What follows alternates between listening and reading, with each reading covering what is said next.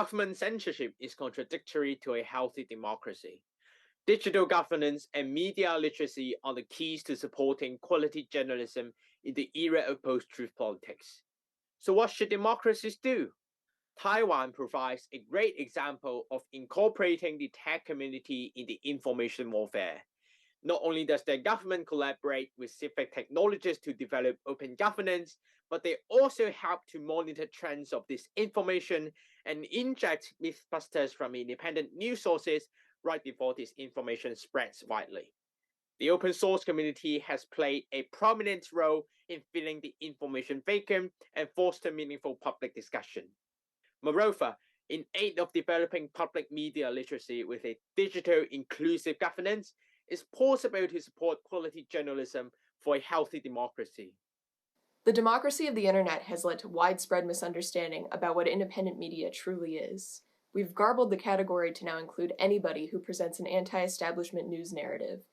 The algorithm used by social media sites then multiplies this effect, creating online echo chambers for users. Here's an example. In my online feed, I never get shown conspiracy theories from Alex Jones or Breitbart, and this is because my algorithm understands that I'm not interested in that type of content.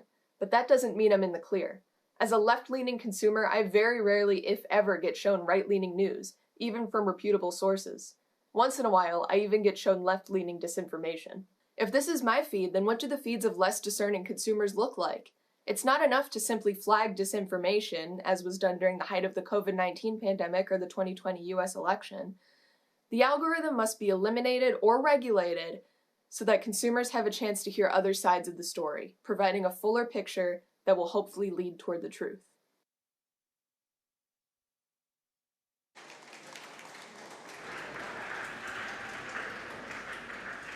I think we have some fans back there. That's great. In this lovely place, we're here to talk about Truthsayers and Naysayers. And I have to say, if I'm allowed, as a professional journalist, I'm sorry the president didn't stay for some questions and a bit of exchange with us, but she apparently had to go. Instead, we have a very good panel with us to discuss these key issues.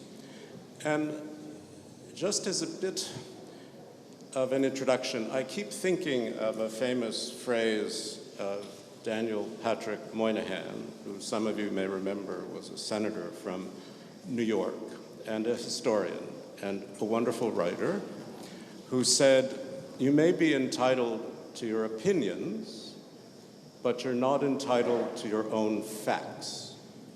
That facts are not personal. Facts are objective, ideally." And the other thing I think of is in a discussion with a French minister, he was talking a bit about the impact social media has had on democracy. And he said the problem is democracy depends on the distinction between truth and lies. Now, once I did an Oxford Union debate with Ben Smith, then of BuzzFeed, on the topic of was social media good for journalism or bad for journalism? And it was really interesting. I had to argue that it was bad for journalism. I wasn't sure I was right, but I wasn't sure that I'm wrong either.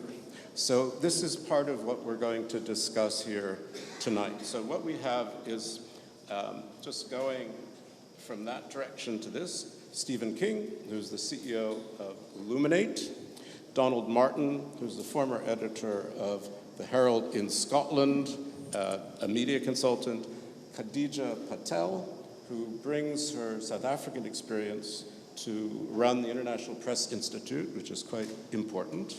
And next to me, Anna Romandash, a journalist from Ukraine. So, Steve, take it away. Great. Well, thank you. And like you, Stephen, I'd love to have had the president to listen to this panel, because I think the role that the European Union can play in the future of free and independent media is a really important one. And I'll come back to some specific actions I think that I'd like to see them take on. But I think a number of commentators have said already this evening that there is an increasing rollback of democracy. The University of Gothenburg had said that now 70% of the world's population is living under autocracy. That's up from 50% only 10 years ago. And so I think there is a countervailing process that we're all involved in to try and protect and support democracy, and a free and independent media is part of that. We, as Luminate, a global philanthropic foundation, did some research in Latin America earlier this year amongst young people in Argentina, Brazil, Colombia, and Mexico. And the picture was really interesting. They'd emerged from political protests, from the environment movement, from feminism, from LGBTQI rights. And their view of politics and democracy was very different from their older population. They had very little faith in the institutions of democracy, of political parties. They felt that they weren't representing their particular views. And where they were getting their information from was also very different from older generations. There is a blurring between news and politics and entertainment, which is driven by social media companies, which are now starting to dictate the way in which people consume information. In Colombia earlier this year, we saw the emergence of the first TikTok candidate, Rodolfo Fernandez, who came from nowhere to suddenly be the opponent to President Petro. The emergence of TikTok as a channel for campaigning is something which I think shows a new reality in a way in which media is developing and is evolving. And that's not new. Media from newspapers to radio to TV to online has constantly evolved, and is also will constantly evolve in the future. I think what has changed in the last 10 years is the role of the social media companies. And we've heard again from others earlier today and from the President herself that this can have a very distorting effect on democratic discourse. It can drive polarization. It can develop echo chambers, which we have to be very conscious of in terms of how people consume and get their information. And my concern here is that the business model, the surveillance advertising business model, is driving this. And we've seen this not only in technical terms, but also in very human terms as well. In the UK, where I live, a tragic case of Molly Russell, a 14-year-old girl who took her own life because she was fed constant and further extreme versions of suicide notes on Instagram. And the social media companies are not owning up to this, they're not paying attention to this, and they're trying to escape responsibility. Frances Haugen, the whistleblower that we're all familiar with from Facebook, pointed this out, that Facebook was very aware of the harms that the surveillance advertising process was causing, but put profits over any care. The tragic cases at a human level are also amplified when we get to politics and when we get to news as well. And what we're calling for, and what we'd like the European Commission also to look at, is how do you ban surveillance advertising? It's not how do you ban advertising, but how do you ban surveillance advertising, which channels people into ever-increasing echo chambers, and which is distorting the way in which politics is evolving. Just one final thing before I hand over, is that if you look at the Brazilian elections coming up at the end of this week, there are videos which are out on Facebook and on YouTube which are spreading mis and disinformation and which are not being taken down. As a result, 20% of Brazilians now are doubting the efficacy of electronic ballot boxes. That is a real practical danger to the future of our democracy. Okay. One final thing, I believe it's really important to support journalism and truth-based journalism. At Luminate, we give grants to organizations in Africa, Asia, Latin America, and elsewhere to support strong, effective, investigative journalism which holds leaders to account. We need to continue to do this. I'm proud that we're also supporters of the International Fund for Public Interest Media, which Khadija, of course, will talk about as well. That's a very good transition. Khadija, pick it up from there, please. Thank you both. So, as you said, I'm from South Africa, and I'm a journalist. And I know there are a couple of journalists in the room, and I think you'll all agree that it is the best job in the world. For me, it really, really is. It is the best job in the world. And I want future generations of women from backgrounds like mine to be able to grow up and say they want to be a journalist, and for them not to be scoffed, for them not to face structural impediments to making that reality. The truth is, however, that the news media is becoming more and more embedded within elites, and it is becoming far out of the reach of normal people to be able to get in. And it's a problem particularly in places where I come from, in Johannesburg in South Africa. All my experience as a journalist is in Johannesburg in South Africa. I started off embracing the democratic potential of social media. I would not have actually been able to reach the quick successes within my career was it not for, ironically enough, social media. It was through Twitter that I was able to build a brand very quickly within this South African media space that allowed me to traverse the South African media landscape. That was only due to the democratizing potential of those platforms. But as my career progressed, and some years later, I found myself heading a newsroom. In between, I also launched my own news startup focused on young people, but eventually I ended up as the editor-in-chief of the Mail and Guardian in South Africa. So for those of you who don't know, the Mail and Guardian is one of Africa's most important, most iconic independent news publications. It was vital, actually, in ensuring the downfall of the apartheid state by documenting clearly all the crimes that that state did not want out. So it was, of course, a privilege to be leading that organization. And like I said, I love journalism. But it was perhaps the most dispiriting experience as well, being editor there. Not because the job wasn't great, not because journalism is no longer great, but what I found myself doing was basically managing round after round of layoffs. At a time when news media, when factual information in South Africa was needed more than ever in our democratic history, at a time when the state was captured by former President Zuma's allies. And what I was dealing with was a rapidly shrinking newsroom in a context in which social media was also being weaponized against journalists and against truth.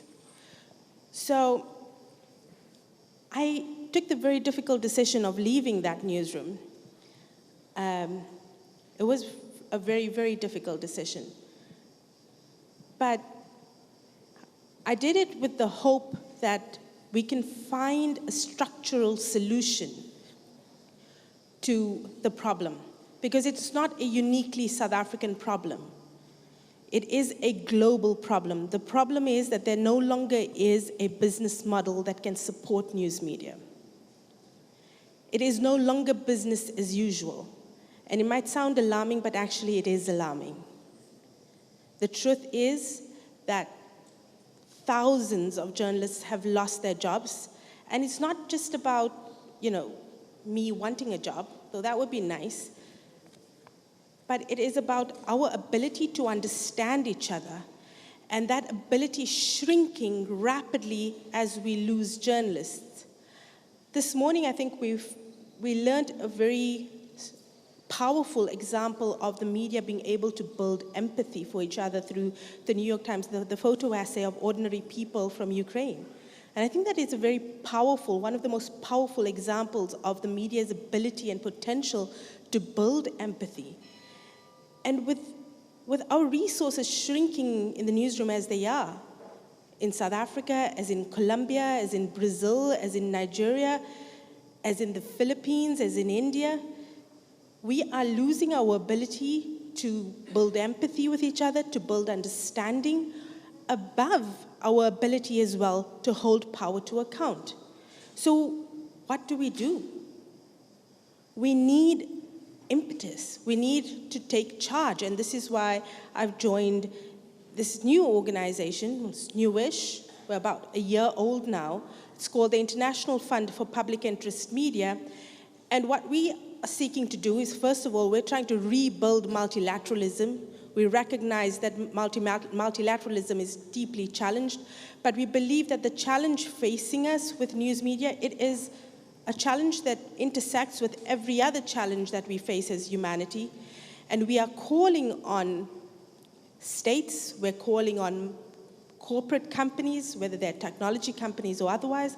We're calling on private philanthropy like those that Stephen represents.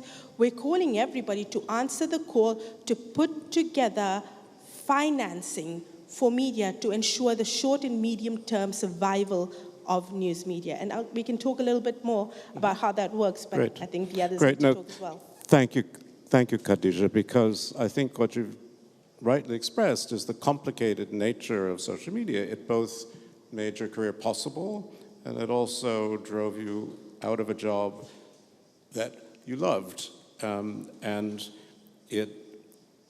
how you control something that has so much power to help and be good, but can also be manipulated, it's beyond our panel. But I must say, it is one of the great challenges. And what you described about your newsroom is true all over regional newspapers, all over the world, particularly in the United States, where we can talk about this, but I mean, Facebook's eagerness to make money has done great damage to regional newspapers. And this is something I think Facebook sort of recognizes it's been dealing with, but not well enough. So now we're going to go to another editor, another former editor who's gone off to do maybe nicer things. Yeah, I think I recognize what Khadija is saying. Being editor, and I've been an editor for more than 30 years, best job in the world. But the last 10 years have been about restructuring, trying to get more and more out of diminishing resource as we face the challenge of our traditional outlets decreasing and trying to capture the new markets digitally. So it's a tough gig. But anyway, I wanted to say that when we're talking about fake news, it's not new. It's the scale that's unprecedented. I think lies have been told for thousands of years, but I don't think they've ever been as sophisticated or as believable or as easy to spread. It's really frightening how quickly fake news gains traction and acceptance. And that's thanks largely to social media algorithms. We heard about that earlier. And often, I would say, an unquestioning audience that seem to be happy to be trapped in their own echo chambers. And of course, the other side of fake news, research has seen that you need to debunk it within about 30 minutes before it has traction. And of course, there are malign states and politicians using it for their own ends. I'll maybe share later some of the examples of things being twisted by leading politicians where my story has been told that they are categorically untrue. Just tell one now, just because they're fun. I was involved in a little tweet dispute. I had a phone call when I was editor of one of my national titles saying that they'd seen the front page because we tweeted out, and it was categorically untrue, a pack of lies, no substance to it whatsoever. I will sue you, etc., etc. And I said, no, I stand by it, mainly because we had the documentary evidence to prove it. But still they tweeted out, don't believe a word we've printed. And of course it goes out to their acolytes, and they just retweet and retweet, and it does us damage.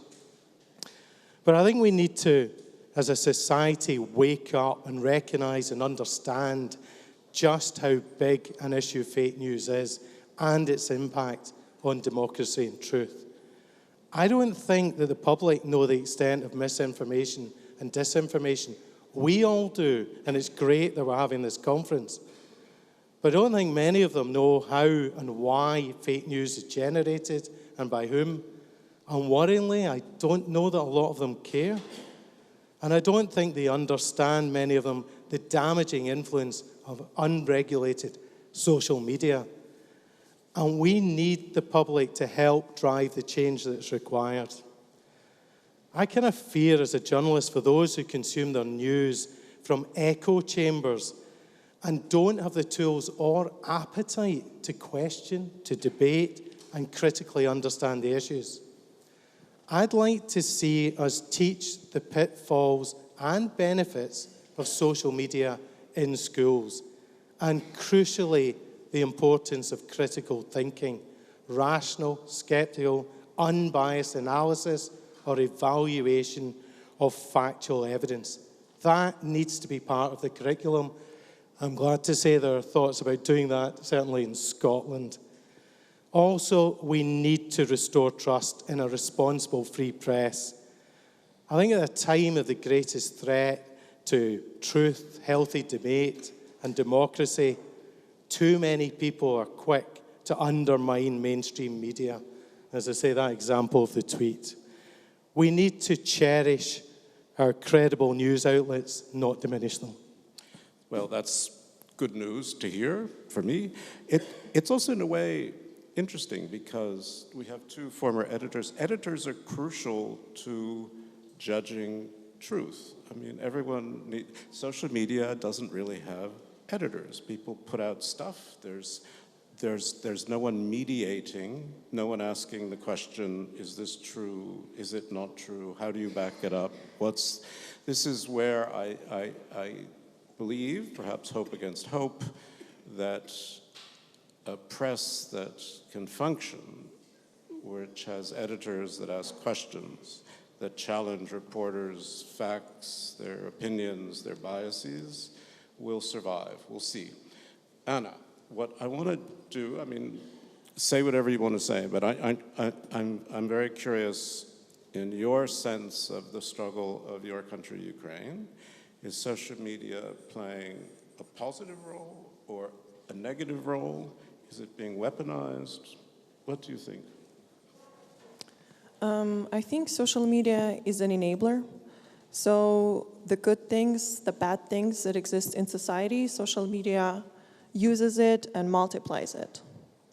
And I wouldn't say it's a bad thing, it's a good thing. It basically is a platform or an opportunity to have something that's being done in the real world, offline, to be multiplied by million or by billion really, really quickly. I think the problem with social media, there are many, but one of the issues I've encountered while working as a journalist in Ukraine, while documenting human rights violations and war crimes and other abuses, is that social media enables us to create a reality where there is no truth. So previously, I would say there were fake news, there were honest pieces of information, verified information from so-called legacy media.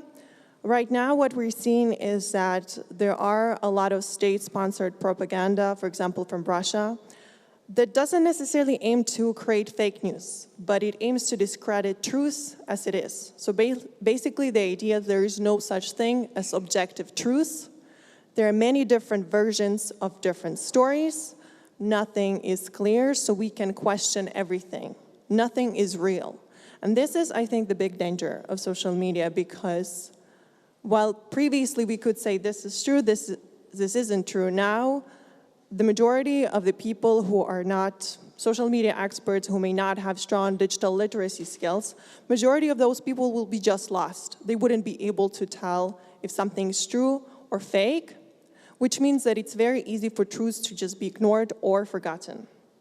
I would say a big issue with social media is that it makes everything bigger. So we're not just talking about one fake or a shred of fakes, we're talking about narratives. It's a major battle of narratives.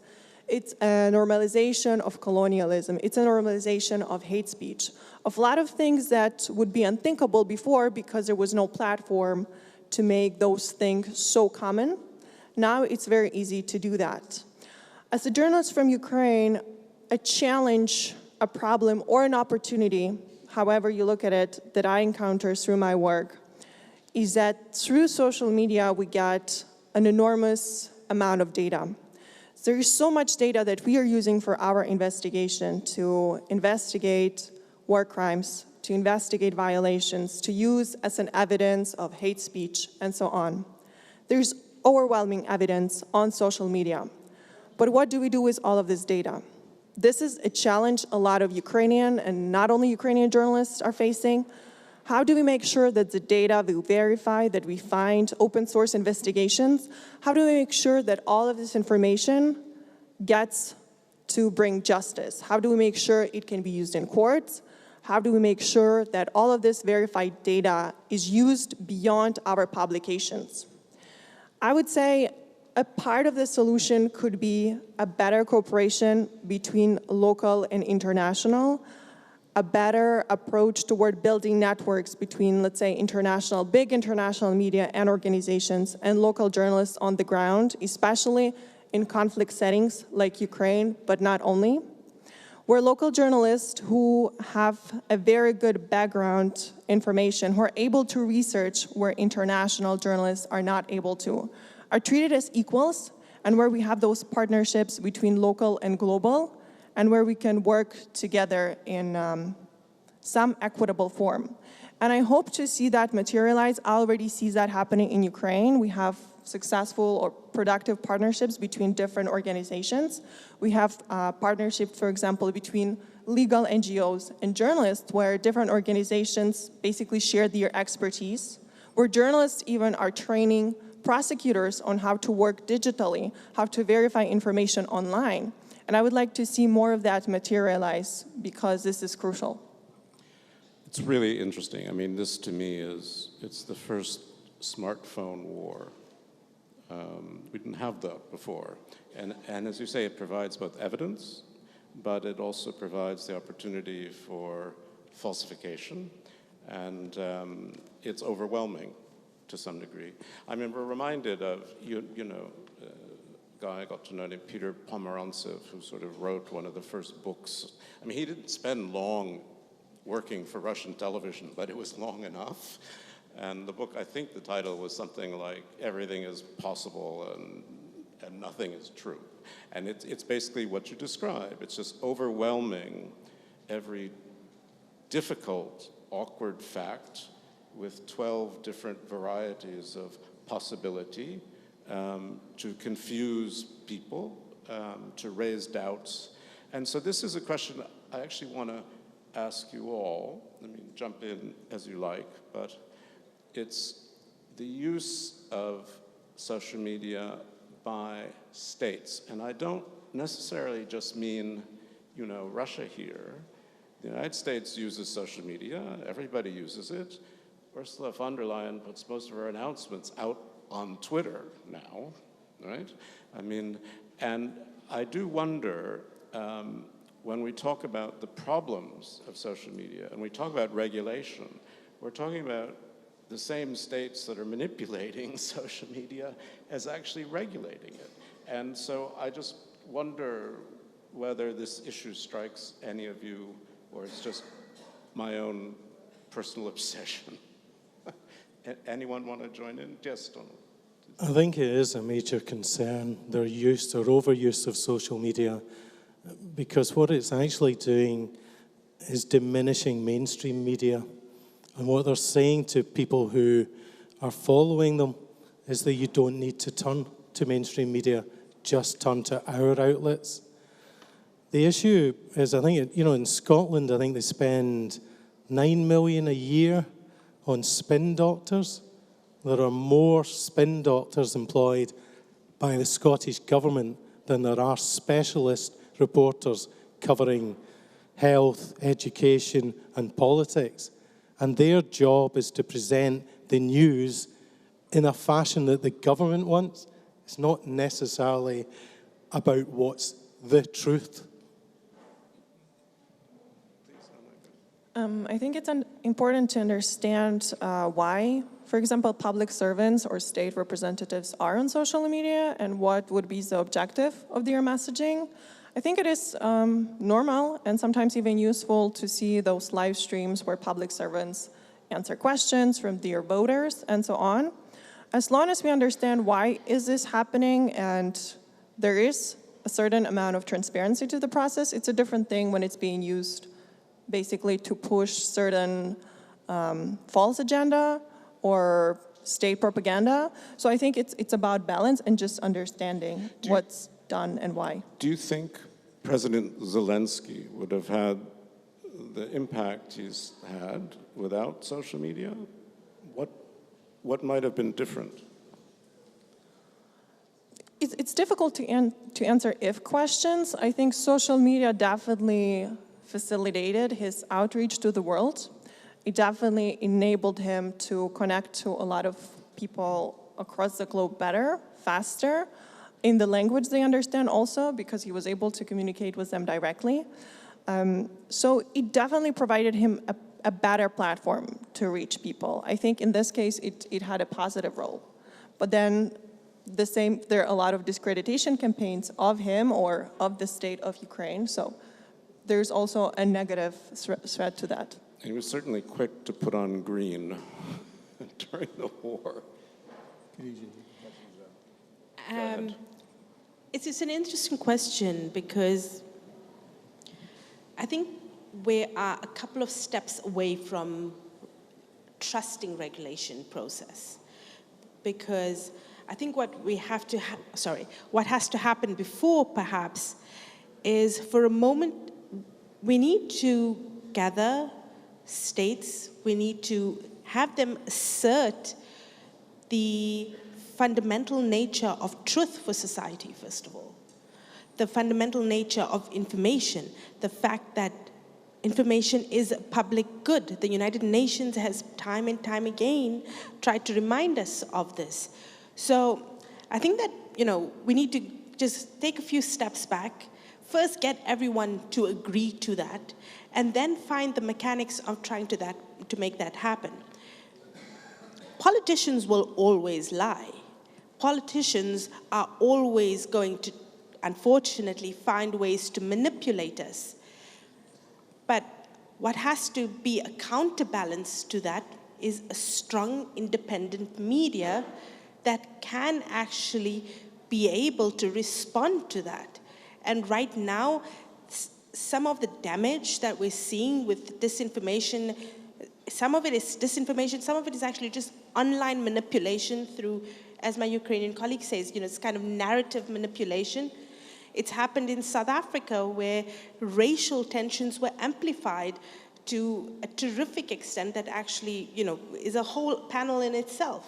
Also, all done on Twitter. We're still reeling from those, right? But how was that exposed? It was the news media. It was journalists who did that. So we need to build countervailing forces to these things, knowing that social media is a force for good, it's a force for bad, but we have to put in some guardrails there.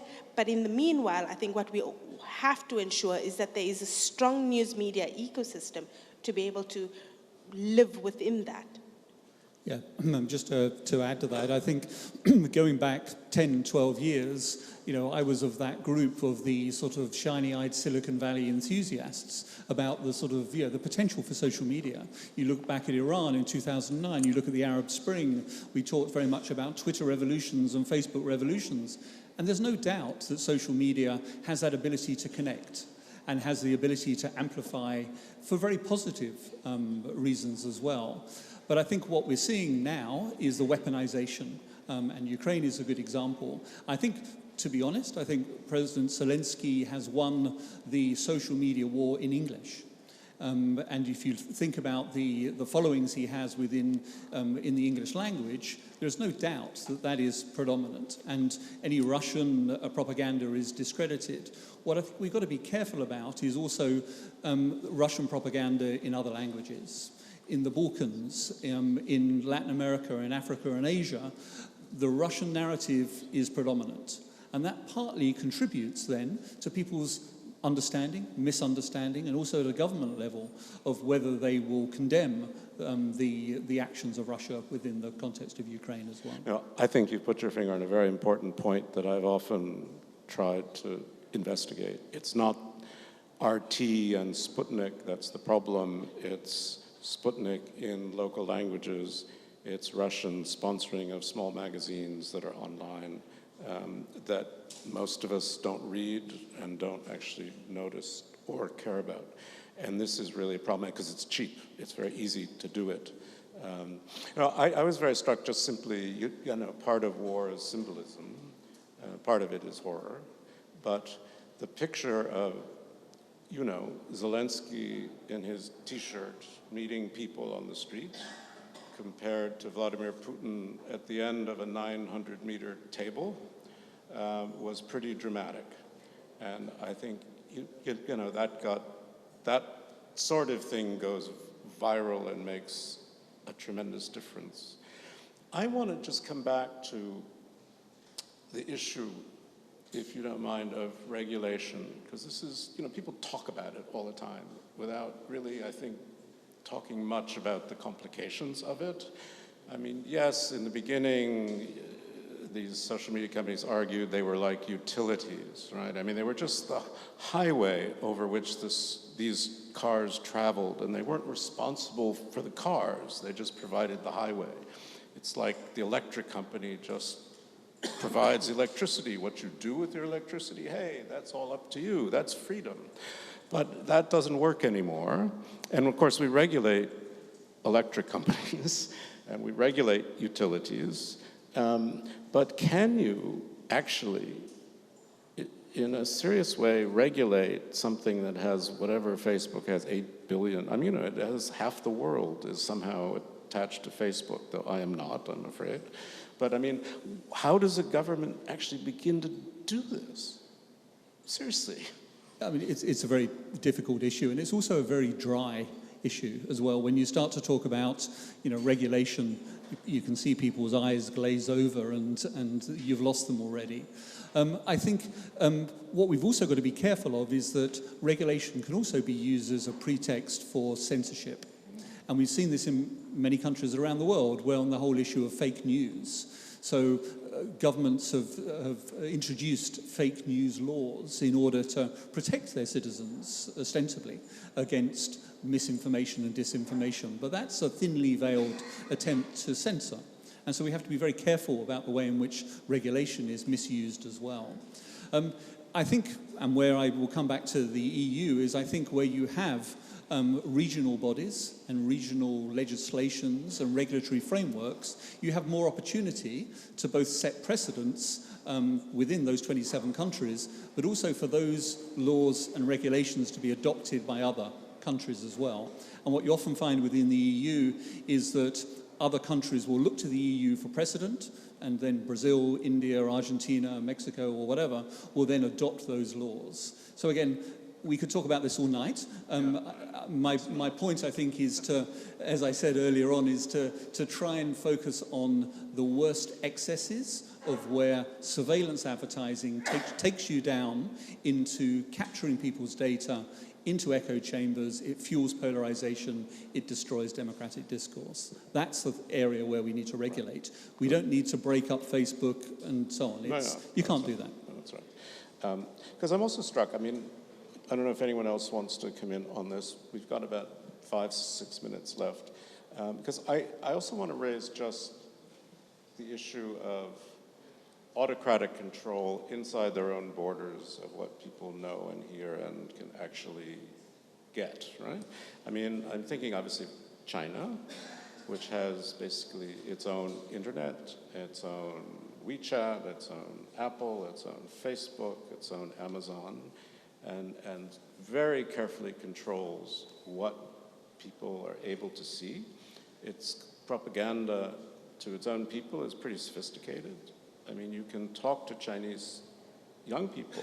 You can offer them a VPN so they can go outside and understand the world. Some of them are not really very interested in it. So, I mean, there's that issue. And then you have the issue, let's say, of Russia, which so far has had very little internet censorship, but where propaganda works very, very well regardless, partly because of television, partly because of lots of things. And so I wonder, you know, we talk nicely about Western world and how we regulate this, but what do we do about the power of controlled information in countries that don't accept our values? Does it matter? Is there anything we can do? Is there anything Ukraine can do? I mean, when Russia takes over territory, the first thing it does is it changes the internet, it changes the phone, it changes the passport soon too, I'm afraid. Well, I definitely think that this strategy, obviously, it aimed to brainwash a lot of people, and in some cases it did work, unfortunately. So obviously, we cannot underestimate the ability to access information, especially in critical situations. But as you said, just having access to truthful, unbiased, or transparent information doesn't always necessarily lead to action. So basically, transparent media or transparent information does not necessarily equalize democracy. And that's something that is definitely very upsetting, because if it was equal, then we would have a much easier time, just give people, transparent, honest media, and they'll be able to figure out for themselves.